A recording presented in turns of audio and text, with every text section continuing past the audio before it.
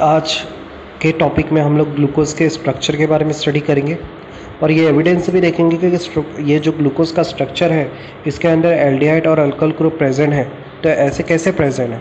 ऐसे में तो कोई भी लल्लू पंचू कोई भी थ्योरी पेश करके कि ये भी बोल सकता है कि इस चीज़ के अंदर ये चीज़ प्रेजेंट है। तो यहाँ पर हम लोग को एविडेंस के बारे में पढ़ना है, केमिकल प्रॉपर्टीज़ के बारे में पढ़ना है ग्लूकोज की। अब मॉलिक्यूलर फार्मूला हम जानते हैं। सबसे पहला रिएक्शन हाइड्रोजन आयोडाइड के साथ किया जाएगा इन प्रेजेंस ऑफ हीट। इस रिएक्शंस में जैसे रिएक्शन किया गया तो एक स्ट्रेट चेन का हाइड्रोकार्बन की बनी जिसका नाम बना एन हेक्सेन।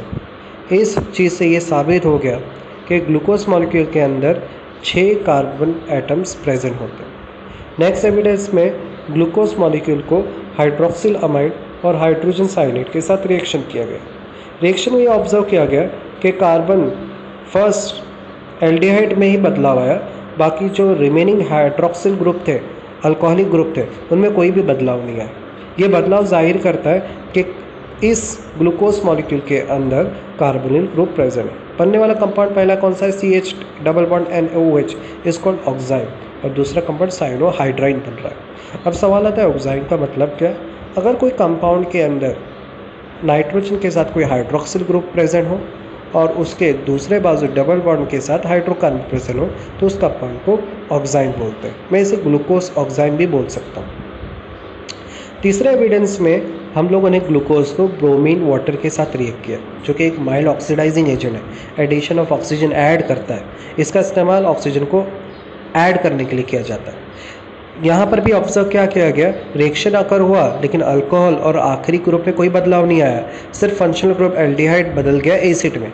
इससे ये साबित हो गया, एसिड में बदलना ये साबित करता है कि इसके अंदर एल्डिहाइड ग्रुप प्रेजेंट है, क्योंकि प्रिपरेशन ऑफ एल्डिहाइड और कार्बोक्सिलिक का मेथड भी इसी तरह का ही है, ऑक्सीडाइजिंग एजेंट का ही मेथड है। नेक्स्ट रिएक्शन में इसे रिएक्ट किया गया कॉन्सेंट्रेटेड नाइट्रिक एसिड से जो कि एक अच्छा स्ट्रॉन्ग रिड्यूसिंग एजेंट है। स्ट्रॉन्ग रिड्यूसिंग एजेंट ने क्या किया? इसके ऊपरी हिस्से में तो बदलाव किया और नीचे वाले हिस्से में भी बदलाव आ गया। ये बनने वाला एसिड को ग्लूकैरिक एसिड बोलते हैं और इससे ये बात तय हो गई कि इसमें एक ग्रुप में तो एल्डिहाइड प्रेजेंट है लेकिन आखिरी में प्राइमरी अल्कोहल ग्रुप भी प्रेजेंट है।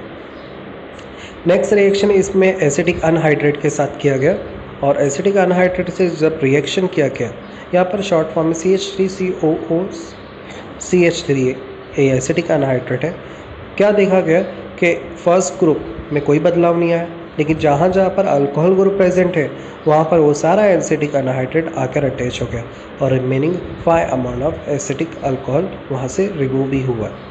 तो इससे ये साबित हो गया कि इसके अंदर 5 अल्कोहल ग्रुप प्रेजेंट है। इन सब रिएक्शन के कंक्लूजन से क्या पता चला कि ग्लूकोज के अंदर 5 अल्कोहल ग्रुप, एक एल्डिहाइड ग्रुप प्रेजेंट है और ये जो डेफिनेशन हम लोग ने बनाई थी ये हमारी साबित हो गई। आपको प्रैक्टिस के लिए ये मल्टी चॉइस क्वेश्चंस करने, इसके आंसर पाउज करने के बाद आपको इसके फाइनल आंसर यहाँ पर मिल जाएंगे। अब हम लोग साइक्लिक स्ट्रक्चर ऑफ ग्लूकोज के बारे में स्टडी करेंगे। अब हम लोग जान गए कि ग्लूकोज के अंदर क्या क्या चीज़ें प्रेजेंट है। एक प्राइमरी अल्कोहल, 4 सेकेंडरी अल्कोहल और एक aldehyde group. Fischer projection formula भी हम जान गए 2 डायमेंशन स्ट्रक्चर से।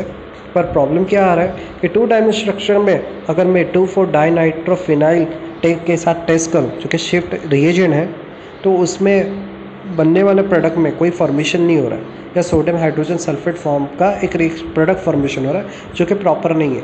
मैं ऐसा बोल सकते हैं रिएक्शन एक्चुअल डजन एग्जिस्ट हो रहा है। कहते हैं कि हाइड्रोक्सिल अमाइन के साथ ऑक्साइन फॉर्म होना ये कोई प्रॉपर रिएक्शंस नहीं है। तो जब डिटर्मिनेंट किया गया तो पाया गया कि इस तरह का कोई रिएक्शन फॉर्मेशन नहीं हो रहा था। एग्जाम्पल शिफ्ट रिएजन में यहाँ पर मैंने एक टेस्ट कर रहा हूँ, इसमें सोडियम बाइसल्फेट डाला गया है और अंदर पहले से फ्यूजन सोल्यूशन है। रिएक्शन अकर हुआ और कलरलेस सोल्यूशन आया जिसका नाम है एसिटल्डिहाइड। अब नेक्स्ट में क्या कर रहे हैं? एसिटल्डिहाइड डाल रहे हैं जिससे पॉजिटिव शिफ्ट टेस्ट एल्डिहाइड आ रहा है। ये प्रोडक्ट के अंदर एल्डिहाइड प्रेजेंट है तो वो एल्डिहाइड ग्रुप प्रेजेंट करता है। पर एक्चुअली क्या हो रहा है? एक्चुअली रिएक्शन में इस तरह का कोई भी रिएक्शन अकर नहीं हो रहा है जब सोडियम हाइड्रोजन सल्फेट के साथ ग्लूकोज को रिएक्ट किया गया।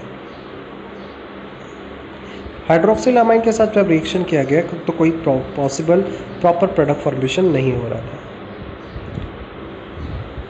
तो उस बेस पर साइंटिस्ट लोग को इसे बेहतर समझना पड़ा कि एक चीज़ कन्फर्मेशन हो गई कि किसी चीज़ के अंदर एल्डिहाइड और कीटोन प्रेजेंट होने से हम ये तय नहीं कर सकते वो ग्लूकोज मॉलिक्यूल।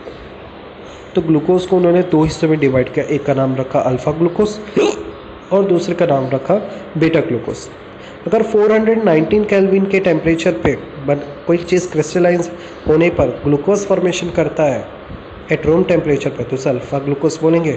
अगर टेम्परेचर 423 केल्विन है और क्रिस्टलाइजेशन हो रहा है तो बनने वाले मॉलिक्यूल को बीटा ग्लूकोज नाम रखा गया with based on boiling point of water, पर ये बॉइलिंग पॉइंट ऑफ वाटर पर होगा।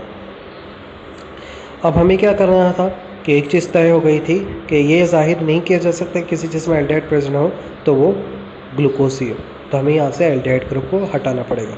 पर एक चीज़ कन्फर्म हो गई कि इसके अंदर अल्कोहल ग्रुप प्रेजेंट होता है। तो अब यहाँ पर एक साइक्लिक स्ट्रक्चर का मेथड इस्तेमाल करेंगे। इस मेथड में क्या करना है, जो सेकेंड लास्ट कार्बन कोई भी अल्कोहल कार्बोहाइड्रेट मॉलिक्यूल उसके सेकंड कार्बन, अगर इसकी बात करो तो सेकंड लास्ट कार्बन है पाँचवा, इसके 5 में OH ग्रुप प्रेजेंट है। उस OH में से ऑक्सीजन को बीच में रख देना है और जो बचा हाइड्रोजन, उस हाइड्रोजन को जो फर्स्ट कार्बन में O दिखाई दे रहा है उसके साथ अटैच करके OH बना देना। तो यहाँ पर अगर मैं राइट साइड में देखूँ तो यहाँ पर OH को लेफ्ट साइड में लिखा है और राइट साइड में हाइड्रोजन को, और इसी तरह से और बीच में से ऑक्सीजन को ऊपर और नीचे की चेन से अटैच किया गया। अगर OH लेफ़्ट साइड में है तो उसको बीटा प्लस ग्लूकोपाइरानोस बोलेंगे, और अगर OH राइट साइड में है तो उसे अल्फ़ा डी प्लस ग्लूकोपाइरानोस बोलेंगे।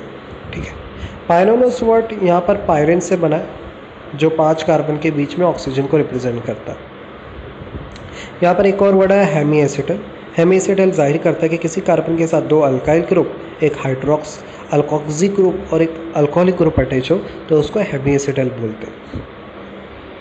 तो यहाँ से हम लोगों ने साइक्लिक स्ट्रक्चर बनाना सीख लिया और total number of carbon check कर लिए। ये स्ट्रक्चर की दरियाफ्त वॉल्टर एंड होवर्ट ने की थी, इसलिए इसका होवर्ट प्रोजेक्शन फार्मूला वाला स्ट्रक्चर भी बोलते हैं। अगर स्ट्रक्चर पे ध्यान दिया जाए, अब हम लोगों को क्या करना है, इसके बेस पर साइक्लिक स्ट्रक्चर बनाना है। इसका नेक्स्ट वीडियो में हम लोग इसके बारे में डिटेल में स्टडी करते हैं।